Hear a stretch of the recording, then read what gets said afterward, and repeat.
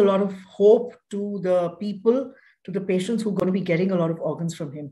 So between this determination of brain death and the patient actually going to the OT is a very, very important zone when the organs have to be preserved, because a lot of changes are happening, not only in the brain, but in the entire body. So what is your role as an intensivist, as an anesthetist in the management of these patients? To talk about this, we have with us today, Dr. Ruchi Gupta.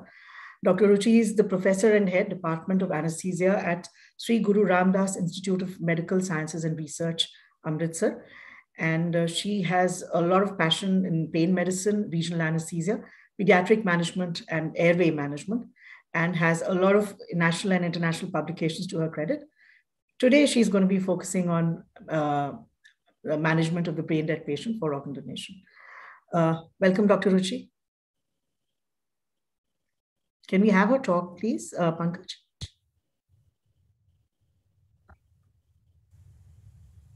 Good morning, students. Today, I'll be talking about brain dead for organ donation. I am Dr. Ruchi Gupta, professor and head Department of Anesthesia, SGRD, Amritsar. And this topic, which is given to me, has two components. One is diagnosing a brain death, and second is the anesthesia for organ donation. This question usually comes in the theory. This is not for any viva or something, but mostly this may come as either of the two. So why do we are looking for diagnosing a brain death? Because we need organ transplantation, organ donation. And this organ transplantation is a treatment of choice for end organ failure.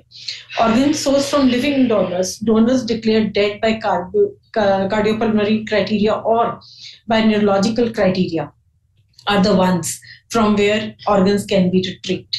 So total number of organs transplanted and organs from donors after brain death remain underutilized.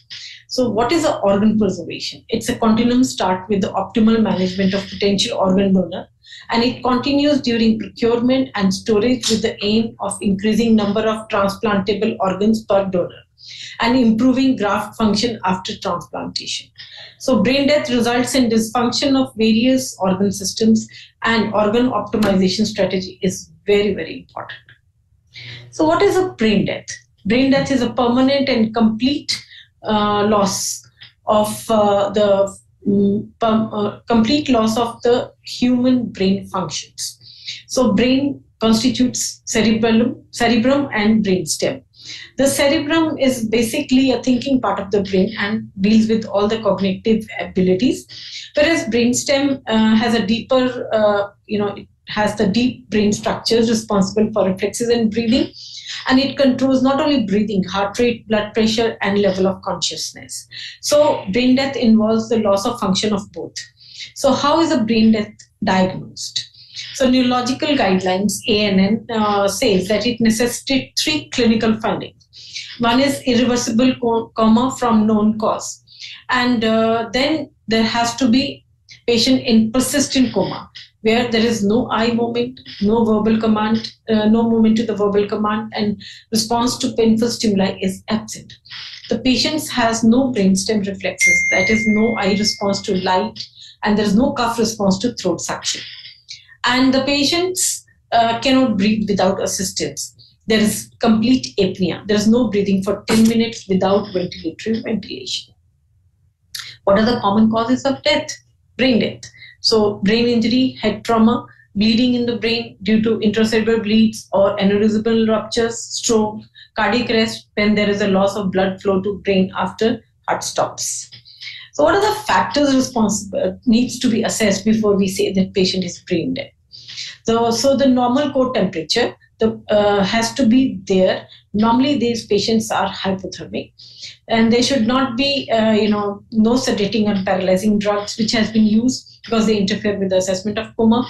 Sufficient time for body to clear the effect of medications required before brain death evaluation. Certain medical conditions, very low blood pressure or severe abnormalities in blood glucose or other electrolytes need to be corrected before we do the assessment. And the brainstem encephalitis or encephalopathy can interfere with the assessment. And two very important things, that at least two separate these brain examinations need to be done at the gap of at least 6 hours. It can be more, especially in the children, and it can go up to 48 to 72 hours also. But this should not be done by the team involved in the organ retrieval. Usually, initially, it used to be done only by the neurosurgeons or neurophysicians, but now the intensivist or a senior doctor can report it, and preferably two people should document the brain death. The confirmation of brain death can be done on the basis of clinical assessment, that is, absence of movement or decentered postures. So there can be absence of pupillary reflexes, corneal reflexes, cuff and gag reflexes, absent oculovestibular and oculocephalic reflexes, which are also known as absent doll eye movement, and cold caloric test negative. So absence of increased heart rate with atropine signifies the absence of vagal nerve functions. The apnea test, which is very, very important, is done by disconnecting the patient for 10 minutes from the ventilator. While doing this, one has to ensure that patient is not hypothermic, patient is not having any arrhythmias or any hypotensive episodes, or it is not on the muscle relaxants. And there should be adequate ABG report before we can try this apnea test. And when we are doing the lungs have to be insufflated with oxygen, and one has to continuously monitor the pressures and the airway pressure or the EtCO2, the ABG, the carbon CO2 monitoring has to be done. If the levels PCO2 rises more than 20 millimeters, so then we know that, and still there is no breathing effort, then means apnea test is positive. So confirmation of brain death. So when these, like sometimes the patients who cannot have this apnea test or have a very low blood pressure or low oxygen levels, or because they developed arrhythmias, that cannot be completed. So additional radiographic testing can be done by radionuclide studies, transcranial Doppler ultrasound, cerebral angiography, and other tests when all the cranial nerves cannot be reliably tested because of the high cervical cord injury or facial trauma. 4-vessel cerebral angiogram, optional to the clinical test, is there. So, but then this is identifying the brain death. Now there is why do we what is the requirement for these donors to have the transplant, organ donation, these brain dead patients? So basically, these brain dead patients have a pathological consequences. As a result, like they have a cardiovascular, they have hypertension, tachycardia, arrhythmias, neurogenic pulmonary edema, ventilator associated lung injuries, endocrinal, they have diabetes insipidus or hypoglycemia, thermoregulatory problems, kidney problems, hematological DIC or systemic inflammatory responses. So they all can affect the organ donation. So it becomes very, very important once the question of giving anesthesia to these patients. So these responses are very common after the brain death. So they need to be looked into, managed effectively in the ICU before we take them out for the anesthesia. And in this, like in cardiovascular, there is a sympathetic surge, which is very common, which occurs because of the medullary damage during brain death. And there is a catecholamine surge, which leads to hypertension, these all kinds of problems. And this could also be because of the spinal cord infarction or pituitary dysfunction because of the pan-hypopituitary states. In pulmonary, as I already said, one can have neurogenic pulmonary edema, or there could be even direct traumatic lung injury. In trauma, aspiration pneumonitis, fat embolism, ventilator-associated injuries. So in endocrine, one can have diabetes insipidus or hypoglycemia, failure of hypothalamic pituitary axis, hyperperfusion after brainstem herniation, and intracranial hypertension. They all lead to severe endocrinopathies. So in diabetes insipidus, we have urine output excess of 250 ml per hour for greater than that in 2 hours, and urine specific gravity less than 1.005. There can be decreased thyroid stimulating hormone secretions and other hormonal derangements leading to hypoglycemia, hyperglycemia, or donor stress response can be blunted because of the adrenal efficiency, the insufficiency. Decreased level of cortisol and adrenocorticotropic hormone contribute to hypotension, cardiovascular instability. So all these endocrinal can cause problems in a donor. Then, as already said, thermoregulation, there can be hypothermia, and this loss of thermal regulation is due to disconnection of hypothalamic pituitary axis caused by ischemia of hypothalamus. There can be a coagulopathy because of the release of tissue factor and cerebrogangliosides and plasminogen-rich substrates from injured cortical parenchyma. And when these all problems occur, what is very important is to manage these potential organ donors, because the effectivity of the recipient, the donor organ receptivity, it all depends upon the management of these potential organ donors. So in hemodynamics, one has to maintain volemia, they have to maintain the blood pressure, CVP, urine output, left ventricular functions, etc. In respiratory, lung protective strategies have to be taken care of, and the various pressures and avoiding pulmonary edema, they have to be taken care of. In metabolic, various serum electrolytes, blood glucose, they all have to be replaced and managed. And in general care, they are these all, you can read these like hand hygiene, central line monitoring, and nasogastric insertions, and warming blankets, and eye care, tracheal suctioning. All these are same as in any other ICU patient, but in these patients, we have to be very careful, not thinking that these are brain dead, they don't need any more care, but they all can lead on to infections and decreased graft uptake in the recipients. So what are the specific aspects of management in catecholamine surge, which is the commonest thing which these patients have, is vasopressin is given as a first line of treatment. In hypertension, short-acting antihypertensives like esmolol, nitroprusside, hydroxyzine, labetalol, nitroglycerin. In hypertension, lung volume expansion, vasopressor, inotropes, hormonal replacements. In fluids, 0.9% saline is the best, and starches are usually avoided, and there's no contraindication. Rather, blood products are usually necessary when there's massive blood loss occurring. And lung protective strategies I've already talked about, especially in the lung transplant donors. The diabetic insipidus is treated by subcutaneous desmopressin or infusion of vasopressin. Hormonal replacements, although have a low evidence, but they have proven to be better recipient graft uptake. And these are the glucocorticoid, thyroid hormone, and insulin as replacements. And hypothermia needs the active heating measures needed to maintain the normal thermia. The intraoperative hypothermia is sometimes required, and that depends on the cold ischemia time. That is usually not done that is done for the organs.